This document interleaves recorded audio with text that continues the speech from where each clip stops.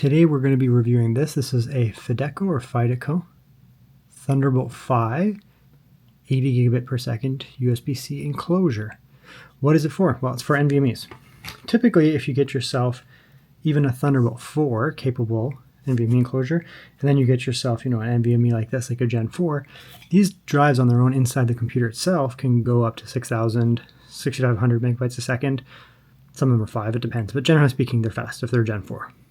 If you get yourself a Thunderbolt 4 enclosure, typically only maxing out at about 32, 33, 3400 megabytes a second, which is half.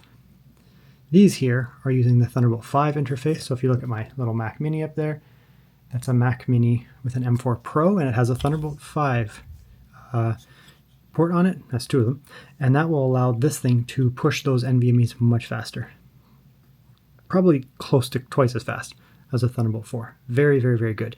If you're paying money for a Gen 4 drive, don't you want to get Gen 4 speeds? Well, you can do it here.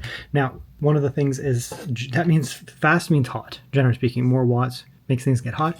This thing here is a nice big, large metal enclosure. Like that. Big metal enclosure. So what's going to happen here, you're going to put in your NVMe in there. Giant heat pad there. When you close it up, the heat pad is going to sit on top of the NVMe.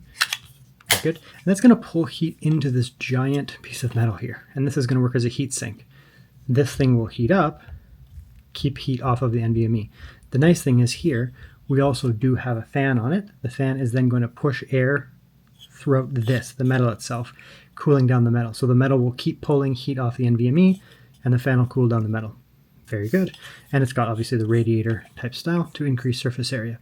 So we'll test this out. Should be pretty straightforward. It should be fast and it should be cool. And if so, it should be good. Okay, here we are set up. It's the fan's running by default, but it's not loud by any means. It's just doing its thing. And we are on my Mac Pro, M4 Pro. So M4 Pro has Thunderbolt 5.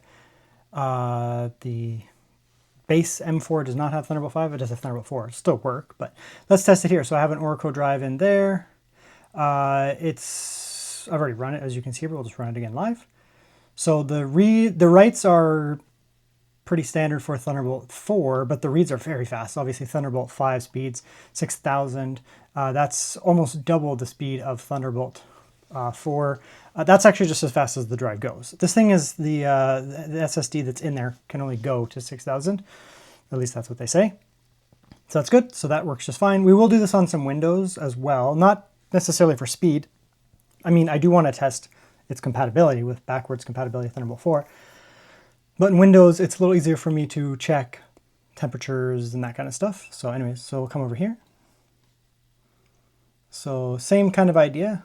2,500 writes or so, which is like real world writes, is pretty standard. The two different things. So we're getting, USB 5 speeds over here, Thunderbolt 5 speeds, no problem. Yeah, I always find this one slower for some reason. I don't know why. That's a USB based solution there. So I actually have a little tower thing over here. Let's go like that. So it's in this little enclosure thing, and this enclosure has 2 NVMe slots baked in, and it's a nice little product. Honestly, I like it quite a bit, but it's obviously a lot slower. So yeah, it's nice that you can get a product like this and have those internal drives kind of hanging out. Internal drives just basically attached to the enclosure that it's kind of sitting in, and that's great because you can get a lot more storage, but it's nowhere near as fast. Like you can see here, 1 and 1.5. It's 2.5, 2.75 times faster here. Reads are what is that, 3.5 to 4 times faster? Somewhere, not 4, but somewhere around there. 3.785 times faster. So obviously a lot faster. It should be actually, I mean, this is a beefed one step up Mac. The base M4 does not have very fast storage. This one should be okay. Yeah. So this should be okay. I still think the reads are going to be faster on this enclosure. Maybe not. A little bit. So they're close. We'll put it that way. A little faster writes, a little faster reads, whatever. So yeah, so I mean, you're basically getting the same type of speed that your Mac can do. And again, this is a Pro. The Pro has faster storage than the base model. The base model actually doesn't run that fast. It runs closer to like 3,000. So it will actually, the nice thing about it is it will actually be really no different than the internal storage on your Mac. And if you have other solutions like this. Like I have this kind of enclosure thing that it kind of sits in, which adds some more storage, and that's great and all that, but doesn't run very fast. I'm not sure what's up with this one. It's my video editing one. It doesn't show up in here. That's weird. I don't know. Weird programs. Let's just show this other one. Same idea for that too. Right, so it's just nowhere near, as you can see, right? It's just nowhere near as fast, right? It's fine. I mean, they're fine. They do reasonably well. But this device here is going to run essentially at the same speed as your internal storage. So if you want nice fast storage to match what you paid for internally, and you don't want to pay a fortune, because you can see like my Mac does not have much storage. It's the M4 Pro in terms of the chip, but it doesn't have much storage. Like look at that, that's crazy. For the cost of this thing cost me a fortune. It was like, I don't even know off the top of my head. Was it $2,000? I think it was something like that. It was very expensive.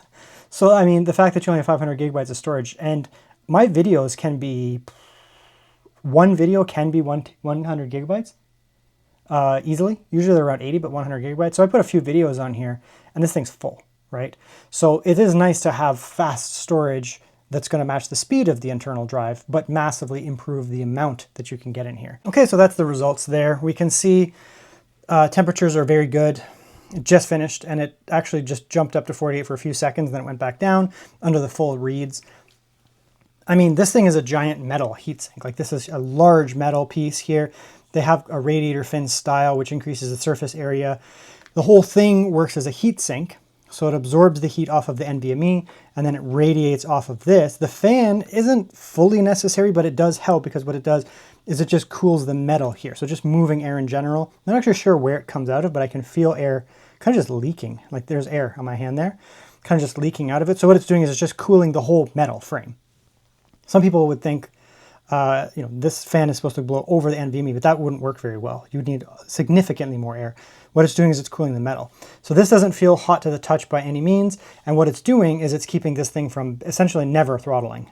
So you'll never really get throttling on this thing, and it runs fast. So even on Thunderbolt 4 based devices, it's going to be a good pick because you will get very good temperatures and you're going to absolutely max out, like saturate and max out that. So if you pick one up, say you pick up a Thunderbolt 4, you might save a tiny bit of money, but you're not looking forward. This is the type of product you're probably going to use this for like a very long time, like many a year. So it kind of makes sense to just get a Thunderbolt 5 one that's like this, use it now, and it's still going to work very well. And then when you eventually, either you do it intentionally or just get a Thunderbolt 5 equipped device, nice speeds, good temperatures, and quiet. That's the other thing. This is not annoying. I forgot to say that. I have used many of these things and they drive me ballistic. This one does not. So that's nice to see.